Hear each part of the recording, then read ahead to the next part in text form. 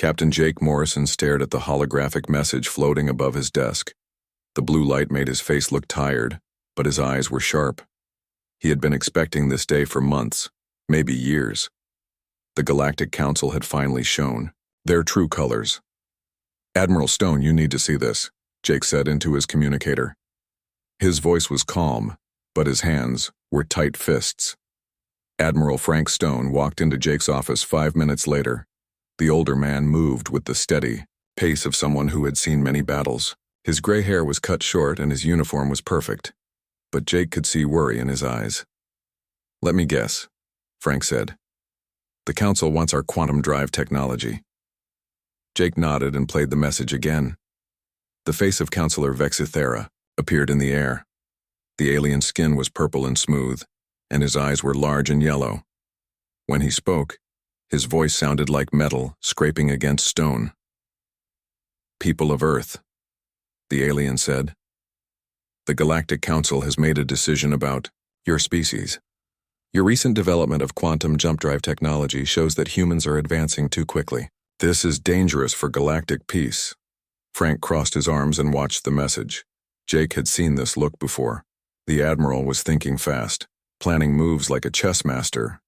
"You have 72 hours, Vexithera continued. "You will give us all information about your quantum drives. You will also accept technological oversight from elder species. If you refuse, we will take action to protect the galaxy from human aggression." The message ended. The room became quiet except for the soft hum of the ship's engines. "Aggression," Frank said with a bitter laugh. "We've been peaceful for 50 years. We follow their rules, we pay their taxes, and they call us aggressive." Jake stood up and walked to the window. Outside he could see Earth spinning slowly below them. The blue and green planet looked so peaceful from space. It was hard to believe that billions of people down there were about to face the biggest threat in human history. "What do you think they're really afraid of?" Jake asked. "The same thing bullies are always afraid of," Frank said. "That their victims might fight back." Down on Earth, Ambassador Kate Sullivan was having the worst day of her career. She sat in her office at the United Nations building in New York. The room was full of screens showing news from around the world. Every channel was talking about the alien ultimatum. Kate's assistant, a young man named Peter, brought her coffee. His hands were shaking slightly as he set the cup down. "Ma'am, President Harris wants to speak with you in 10 minutes. "Peter," said. Kate nodded. She had been Earth's voice to the Galactic Council for 8 years. She had worked hard to build relationships with alien species. She had believed that patience and diplomacy would earn humanity respect. Now she felt like a fool. Her phone buzzed. It was a text message from Dr. Lisa Martinez. "Meet me in Lab 7 tonight, important." Kate frowned. Lisa was brilliant, but she worked on classified projects. They rarely spoke outside of official meetings. What could be so important that Lisa was risking security protocols? The call with President Harris was short and tense. John Harris was a practical man who had been a general before becoming president. He didn't waste words. "Kate, I need to know what our options are," Harris said. His face on the screen looked older than it had just a week ago. "Legally, we have to comply," Kate said. "The Council Charter gives them authority over member species, who might threaten galactic stability.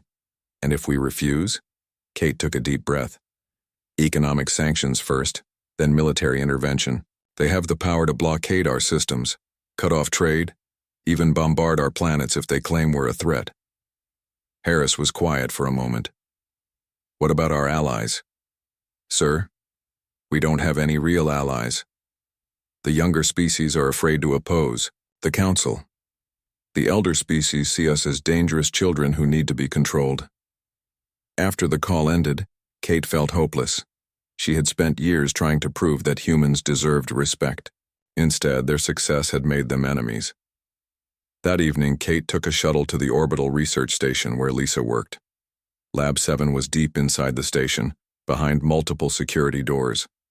When Kate arrived, she found Lisa waiting with coffee and a worried expression. Dr. Lisa Martinez was small and energetic with short black hair and bright brown eyes. She usually smiled a lot, but tonight she looked serious. Kate, what I'm about to show you is classified at the highest level, Lisa said. But with what happened today, I think you need to know. Lisa led Kate to a computer terminal. The screen showed star charts, but not like any Kate had seen before. This map showed human colonies and systems she had never heard of. Lisa, what is this? The truth, Lisa said quietly. For the past 15 years, we've been secretly exploring and colonizing systems beyond Council knowledge. We have colonies in 47 star systems. Kate stared at the screen. That's impossible. The Council monitors all our ships. They monitor the ships they know about, Lisa said with a small smile. Jake Morrison and his team have been very creative. Lisa typed on the keyboard, and new information appeared. Kate saw lists of ships, weapons, and technologies that officially didn't exist. We knew this day would come, Lisa continued. The Council was never going to let us become truly equal. So we prepared. Kate felt dizzy. Are you telling me that our government has been lying to the Galactic Council for 15 years? No, Lisa said. I'm telling you that our government has been protecting humanity while the Council decided whether to let us live or die. On the screen, Kate could see the names of human settlements on distant worlds: New Boston, Port Liberty, Haven Station. Each one represented thousands of people living free from alien control. How many people know about this? Kate asked. Everyone who needs to know, Lisa said. And now you. Kate sat down heavily in a chair. Everything she thought she knew about Earth's position in the galaxy was wrong. They weren't weak. They weren't alone. They had been planning for this moment. What happens now? Kate asked. Lisa's smile became wider and more dangerous. Now we show the Galactic Council what happens when you threaten humanity. Far above Earth, Captain Jake Morrison received a coded message on his personal communicator. It was just 3 words. Protocol Omega activated.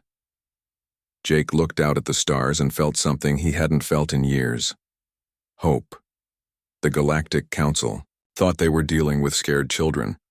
They were about to learn that they had been watching sleeping giants. Commander Rick Torres had been waiting for this call his entire career. He stood in a room that didn't officially exist, deep beneath the mountains of Colorado. The walls were lined with screens showing data that most people would never understand. Around him, 50 of Earth's best soldiers and scientists worked at their stations with quiet efficiency. Protocol Omega is now active, Rick announced to his team. All teams begin Phase 1. Chief Engineer Amy Zhang looked up from her computer. She was young for such an important position, but her brilliant mind had designed weapons that could change the course of history.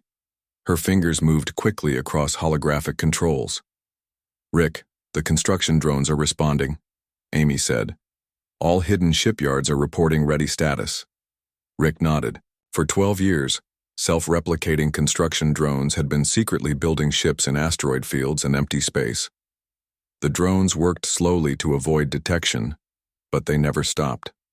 Now humanity had a fleet that rivaled anything the Galactic Council could field. What about the colonists? Rick asked. Director Paul Grant spoke from across the room. Paul ran Earth's intelligence network, and he knew secrets that could topple governments. His gray beard made him look like a grandfather, but his eyes were sharp as knives. All colony worlds are prepared, Paul said. Our people have been ready for this day. They're just waiting for the signal. Rick smiled grimly. The Galactic Council thought Earth controlled 3 star systems. They were wrong by a factor of 15. On the bridge of his flagship, Captain Jake Morrison watched as Ambassador Kate Sullivan appeared on every communication channel in the galaxy. Her speech was being broadcast to billions of beings across thousands of worlds. The United Earth government has received the Galactic Council's ultimatum, Kate said. Her voice was calm and diplomatic. We are carefully considering the Council's concerns about human technological development. Jake almost laughed. Kate was playing her role perfectly. To alien observers, she looked like a scared ambassador trying to buy time. In reality, she was giving Earth's hidden forces time to move into position. We request a formal hearing before the full council, Kate continued. Surely a decision this important deserves proper discussion. On his private channel, Jake heard Admiral Stone's voice. Jake, our ships are moving to position. The Council's surveillance network hasn't detected anything unusual. That was because human ships didn't look unusual anymore. Over the years, Earth's engineers had learned to disguise their vessels as cargo haulers, mining ships, and research vessels. Some even looked like alien designs. Right now, hundreds of these ships were moving toward strategic positions throughout Council space. Dr. Lisa Martinez was in her element. She stood in the main laboratory surrounded by displays showing human technology that the galaxy had never seen. Her team of scientists worked around her, preparing for the greatest revelation in human history. "Status report on Project Titan," Lisa called out. "All construction drones are online and responding," a technician replied.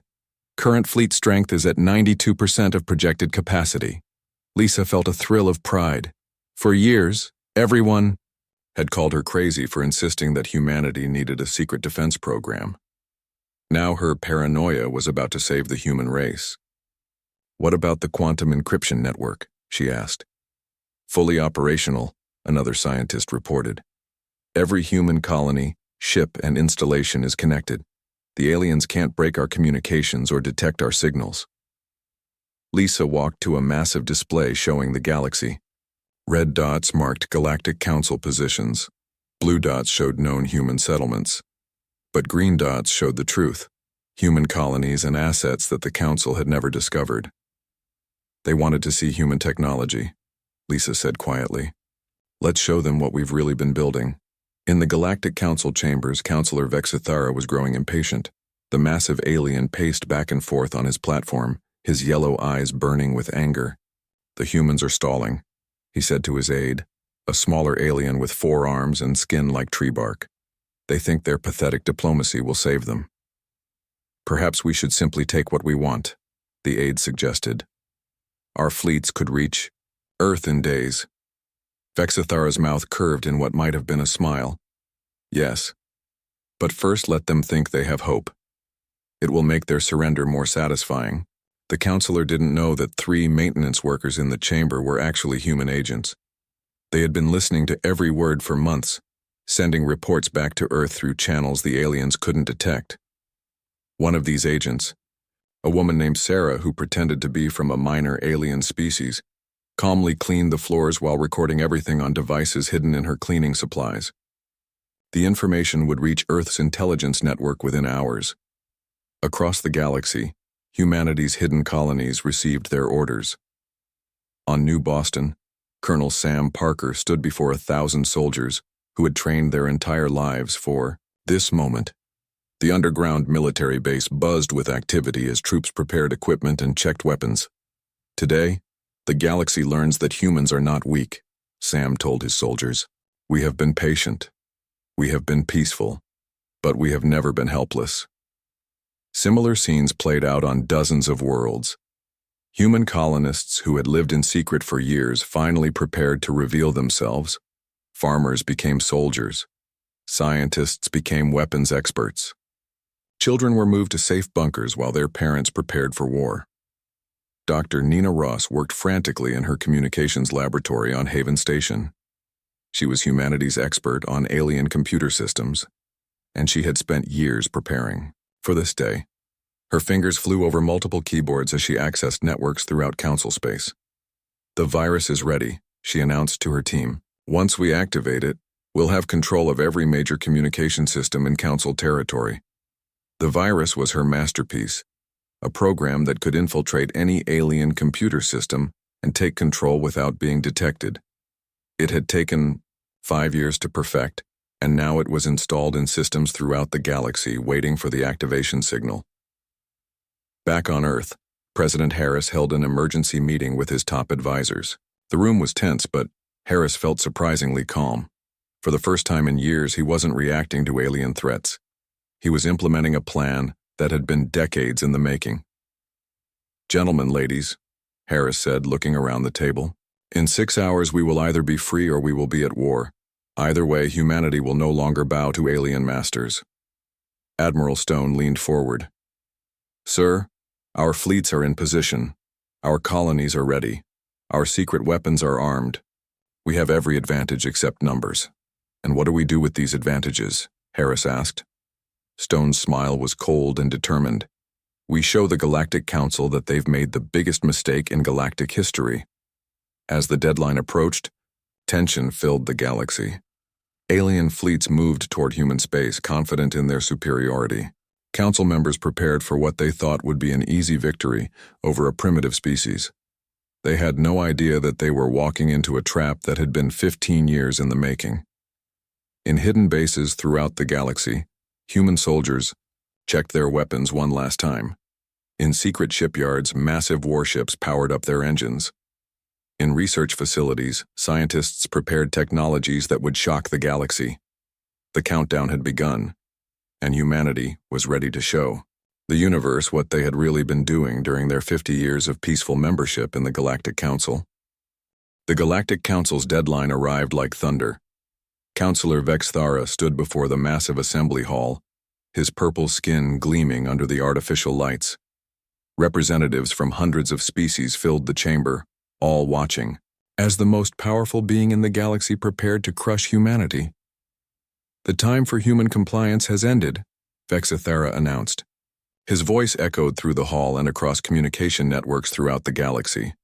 We will now take action to protect galactic peace.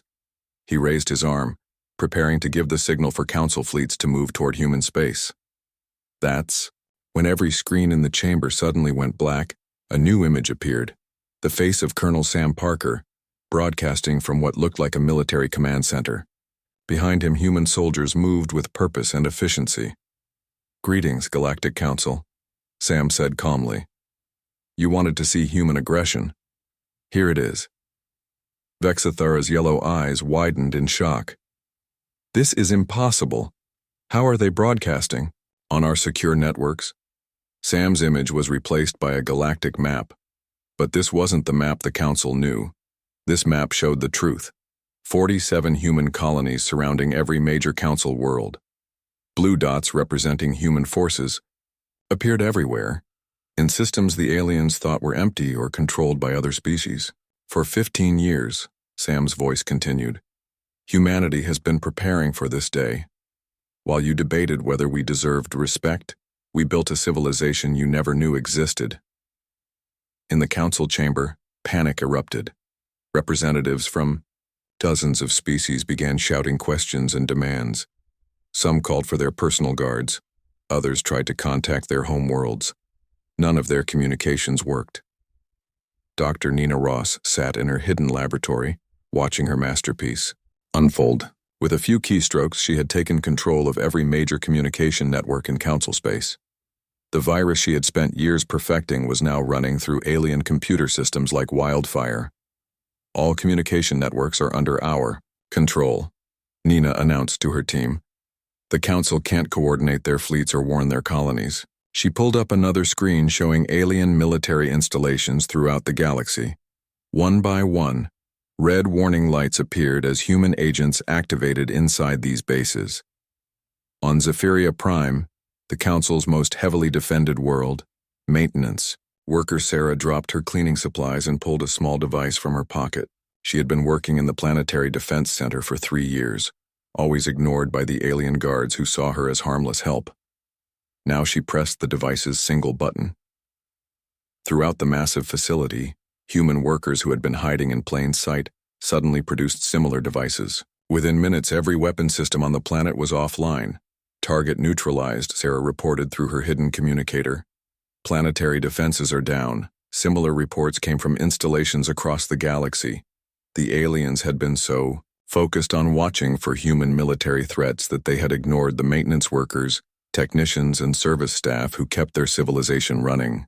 These invisible humans had spent years learning alien systems and placing themselves in perfect positions to strike. General Alex Turner stood on the bridge of his command ship, hidden in an asteroid field near the Council's military headquarters. For 12 years, he had commanded humanity's secret colonial forces. Now he was about to reveal the biggest secret of all. All ships begin emergence protocol, Alex ordered. Throughout the galaxy, space seemed to shimmer and bend. Massive human warships appeared from hiding places the aliens had never suspected. Some emerged from behind moons and asteroids. Others dropped stealth fields that had kept them invisible for years. The largest ships rose from deep space installations that the aliens had thought were empty. The UHNS Retribution, Captain Steve Murphy's flagship, appeared directly above the Galactic Council station. The massive vessel was 3 times larger than anything in the Council's fleet, bristling with weapons that alien science couldn't identify. "This is Captain Murphy of the United Human Naval Ship Retribution," Steve announced on all frequencies. "We are not here to start a war. We are here to end one before it begins." On the Council station, alarms blared as alien technicians tried desperately to understand what was happening. Their sensors showed human ships everywhere, but the technology readings made no sense. These vessels were using power sources and propulsion systems that were decades ahead of anything the Council possessed. Lieutenant Maria Gonzalez led a squadron of human fighters that danced around the alien fleet like leaves in the wind. Her ship moved in ways that seemed to violate physics, appearing in one location and instantly materializing somewhere else. "Council forces are attempting to lock weapons on us," Maria reported to her wing leader. "Their targeting systems can't track our quantum phase drives." The alien admiral commanding the Council fleet watched in growing horror as his supposedly superior forces were made to look clumsy and slow. His ships couldn't target the human vessels, couldn't match their speed, and couldn't understand their technology. Back in the Council chamber, Counselor Vexithera finally managed to establish contact with his military commander. "Admiral Kethron, report," Vexithera demanded. The face that appeared on screen was that of a defeated leader. "Counselor, the humans have neutralized our entire fleet without firing a shot. They've disabled our weapons, our communications, and our engines. We are helpless." "That's impossible," Vexithera roared. "We have the most advanced military in the galaxy." "Not anymore," came a new voice. Dr. Carl Johnson appeared on every screen in the chamber. He stood in what looked like a laboratory, surrounded by devices that hummed with unknown energy. "I am Dr. Carl Johnson, developer of humanity's pacifier system," he said calmly. "What you've just experienced is a demonstration of our ability to remotely disable any technology not protected by human quantum encryption." Carl gestured to a device behind him. It looked simple, just a black cube floating in a field of blue energy. But the readings it was producing made alien scientists throughout the galaxy gasp in disbelief. "This device can shut down your weapons, your ships, your planetary defenses, even your life support systems," Carl continued. "And we have them positioned throughout Council space." The truth was sinking in. Humanity hadn't just been hiding colonies and ships. They had been positioning weapons that could cripple the entire Galactic Council with the push of a button. Captain Jake Morrison's face appeared alongside Carl's. "Council members, you have 2 choices. You can continue to treat humanity as a threat to be controlled, or you can accept us as equals to be respected." "And if we choose the first option?" Vexithera asked, though his voice had lost much of its earlier confidence. Jake's expression remained calm, but his eyes were hard as steel. "Then you'll learn what happens when you threaten the survival of an entire species. We've shown you that. We can disable your technology. We could have destroyed it instead." To prove his point, Captain Murphy fired a single shot from the Retribution. The beam struck an empty section of space near the Council station, and for a brief moment reality itself seemed to bend and twist.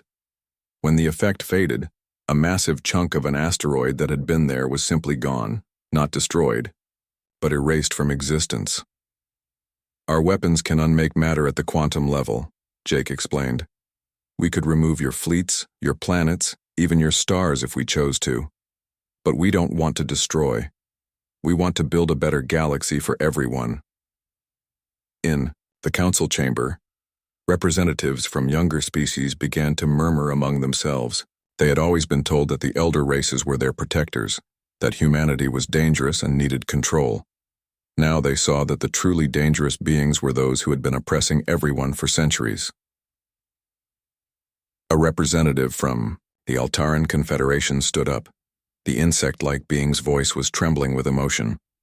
"Counselor Vexithara," the Altaran said, "my people have followed the Council's leadership for 300 years. We were told it was for our own protection. Now we see that the only thing we needed protection from was you." Other younger species began to voice similar thoughts.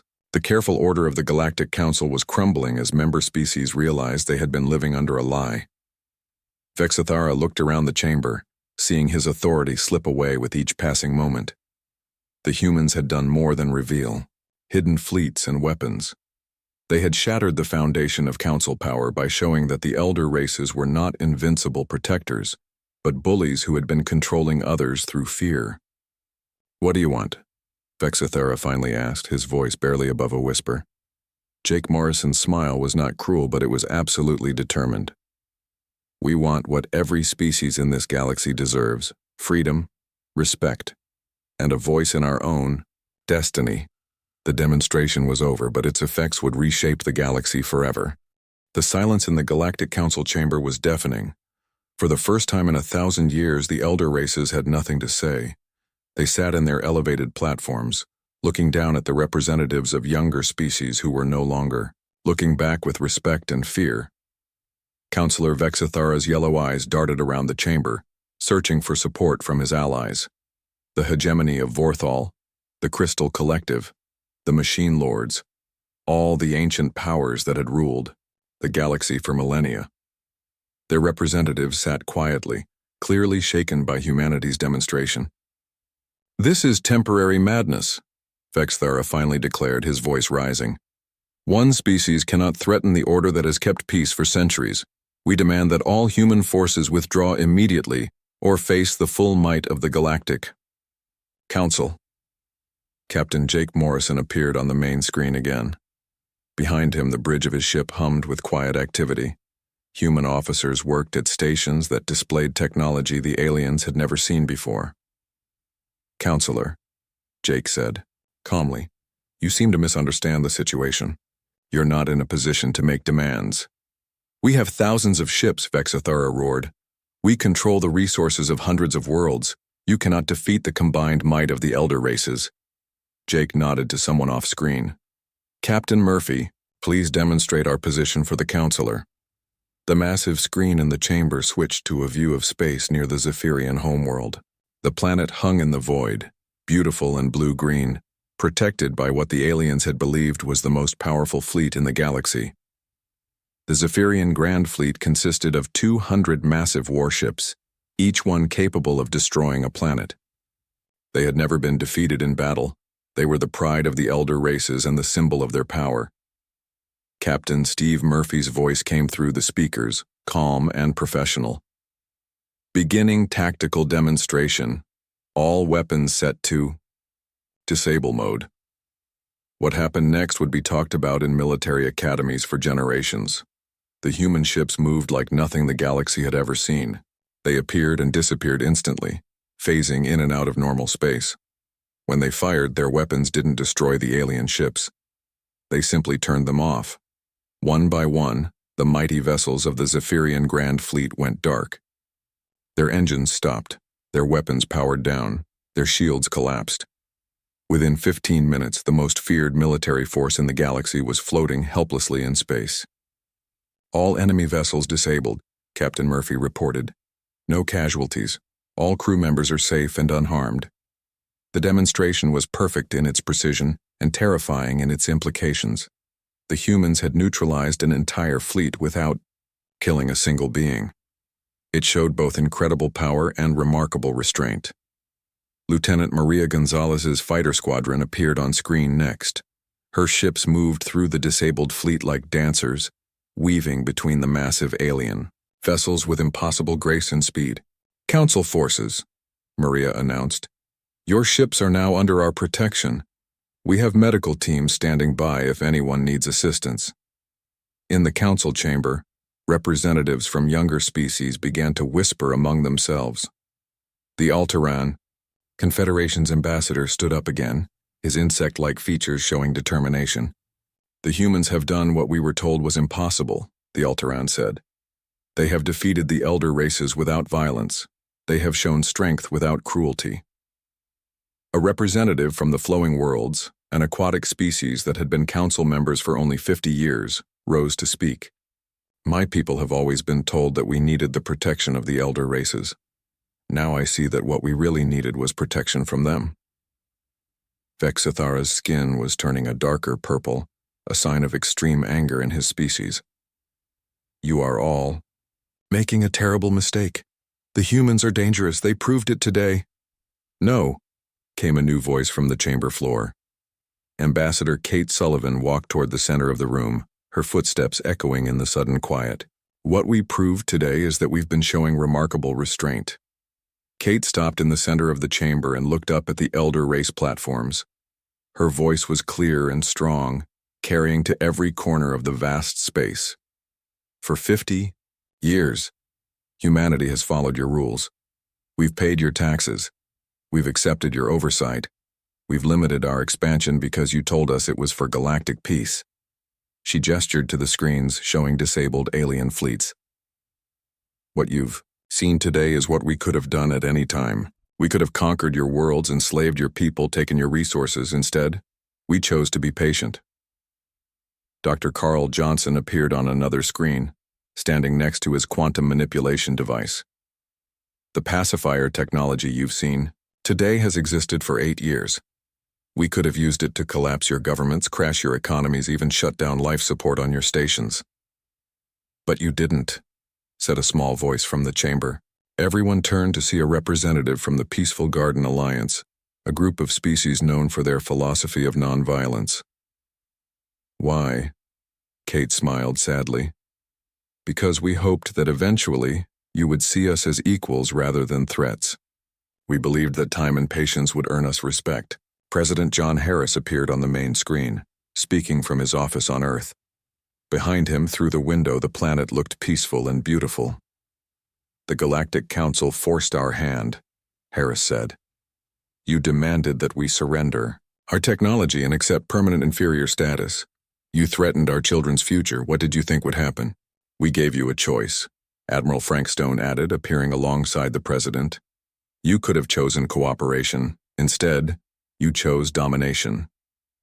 The chamber erupted in discussion as representatives from younger species began to voice their own frustrations with council rule.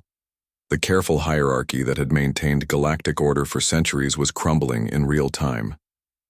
A representative from the Singing Stars, a race of energy beings, spoke with a voice like music. We have served the council faithfully for 200 years. We were told it was necessary for stability. Now we see that stability built on oppression is no stability at all. Dr. Lisa Martinez appeared on screen from her laboratory. Around her, human scientists worked with technologies that seemed to bend the laws of physics. Council members, Lisa said, we've shared our quantum drive technology because you demanded it. But that's just the beginning. Human science has developed faster than light communication, matter reconstruction, even the ability to create new forms of energy. She gestured to the equipment around her. We could share these discoveries with the galaxy. We could help every species reach heights they've never imagined, but only if there's trust and respect. And why should we trust you? Demanded the representative from the Crystal Collective, speaking for the first time. You've deceived us for years. Commander, Rick Torres appeared on screen from his hidden command center. We prepared for this day because we knew it would come. Every younger species in this chamber has been under threat from the elder races for centuries. They just never had the power to resist. Rick's words hit home with many of the representatives. The younger species had always known that their freedom was limited, their voices unheard. They had accepted it because they had no choice. What happens now? Asked the representative from the Flowing Worlds. General Alex Turner spoke from his command ship. That depends on the choice you make today. You can continue to support a system that treats most of the galaxy as children to be controlled, or you can join us in building something better. And what would that look like? Asked the Alteran ambassador. Ambassador Kate Sullivan stepped forward again. A true democracy, equal representation for all species, decisions made by consensus, not by ancient hierarchies, freedom to develop, to explore, to grow. Vexithara slammed his fist on his platform. This is madness. The elder races have guided the galaxy for millennia. Without our leadership, there would be chaos. Your leadership has created stagnation, Captain Jake Morrison replied. How many species have been held back from their potential because you feared their growth? How many discoveries have been suppressed because they might change the balance of power? The truth of Jake's words resonated throughout the chamber. Many species had indeed felt restricted by council oversight, their development carefully controlled to maintain the existing order. Dr. Carl Johnson's image appeared again. We're offering a demonstration of trust. We're willing to share our defensive technologies with any species that commits to mutual protection and cooperation. All we ask in return, President Harris added, is that the galaxy chooses freedom over fear, cooperation over control. The chamber fell silent again as hundreds of representatives contemplated the choice before them. The old order was ending, whether they liked it or not. The question was what would replace it. For the first time in galactic history, the future was truly uncertain, and for many species that uncertainty felt like hope. 3 days after humanity's demonstration, the Galactic Council chamber looked very different. The elevated platforms where the elder races had sat in judgment over younger species were no longer the center of attention. Instead, representatives from dozens of worlds had moved to the chamber floor, arranging themselves in a circle that suggested equality rather than hierarchy. President John Harris stood at the center of this new arrangement. He had traveled from Earth specifically for this moment, and his presence commanded respect from beings who had never considered humans worthy of notice. 3 days ago, Harris began, his voice carrying clearly through the chamber, you learned that humanity had been preparing for the day when peaceful cooperation would no longer be possible. Today we're here to offer you something better than the fear and control that has defined galactic politics for centuries. Counselor Vexithera sat on his platform, but he was no longer the commanding presence he had once been. His yellow eyes darted nervously around the chamber as he watched his authority crumble. Several elder race representatives had already left the station, claiming urgent business elsewhere. What you're proposing is impossible, Vexithara said, his voice lacking its former confidence. The galaxy needs structure. Without the guidance of experienced races, there will be chaos. Ambassador Tim Wilson, Earth's new chief diplomat, stepped forward.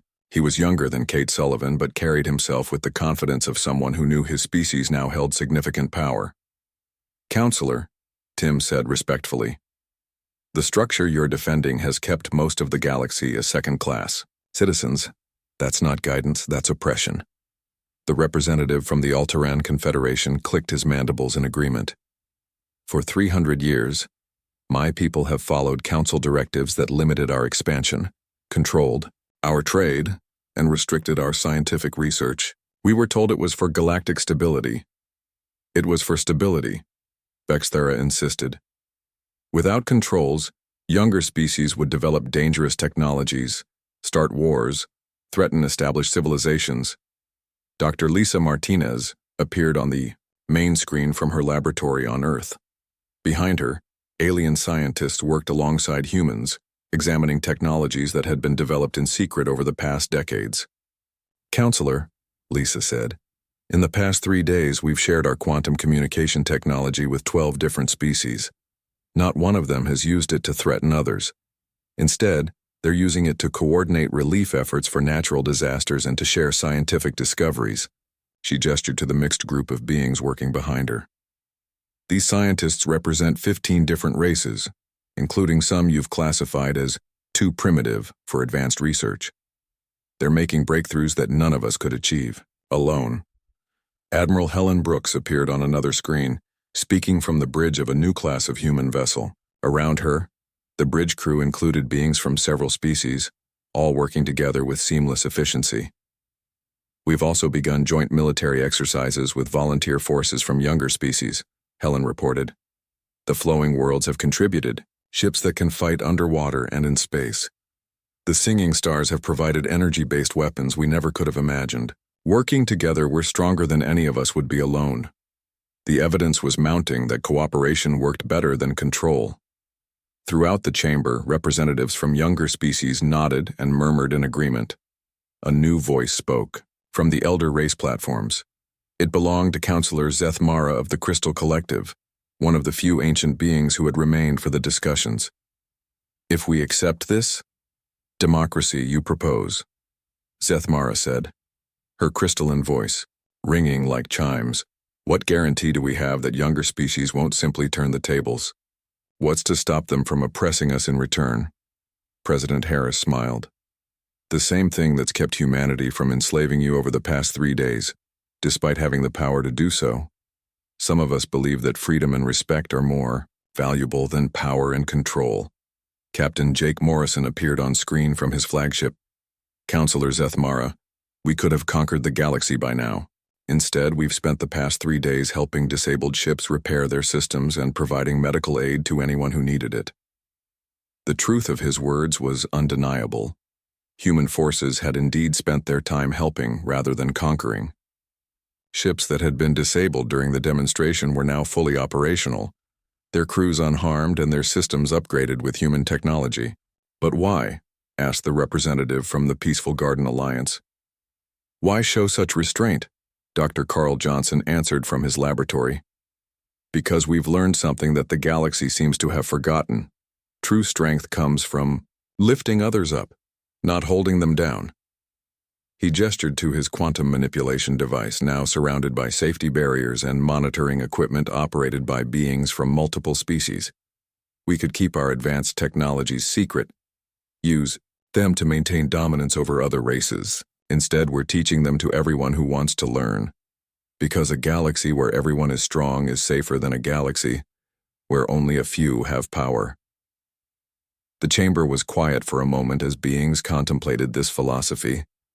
It was so different from the zero-sum thinking that had dominated galactic politics for millennia. Ambassador Tim Wilson stepped forward again. We're proposing the creation of a galactic federation. Not a council where elder races rule over younger ones, but a true democracy where every species has an equal voice.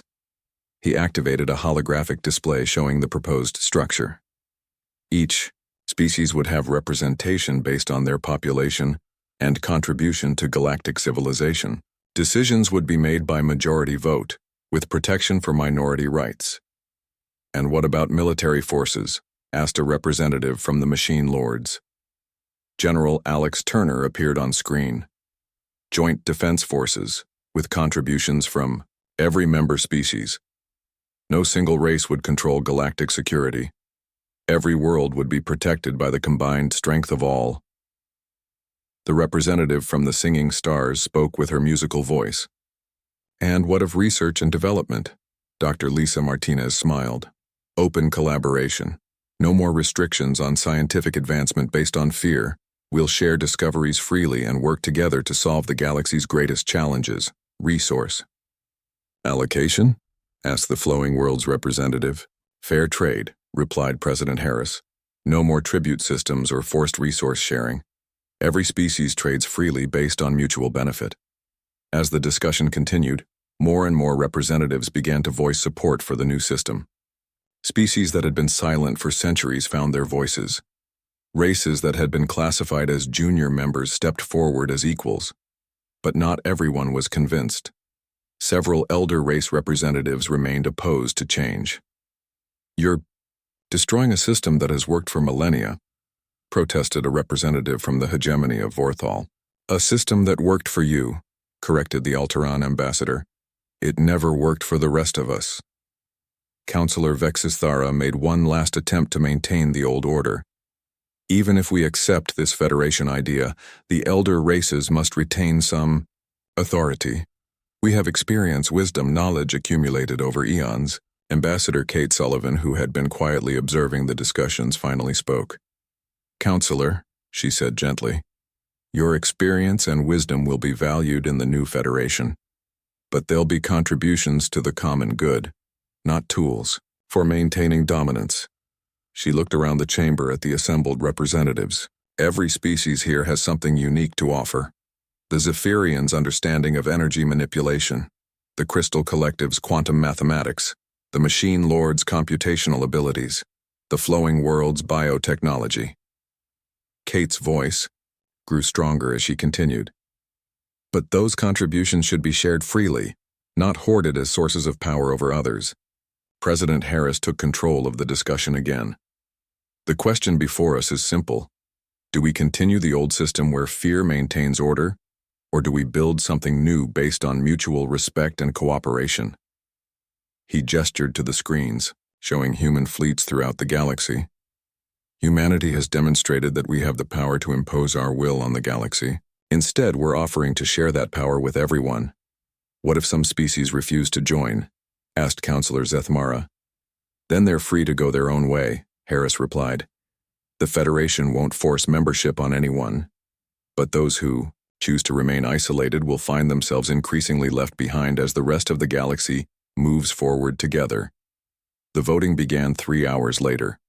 One by one, representatives stood to declare their species' position.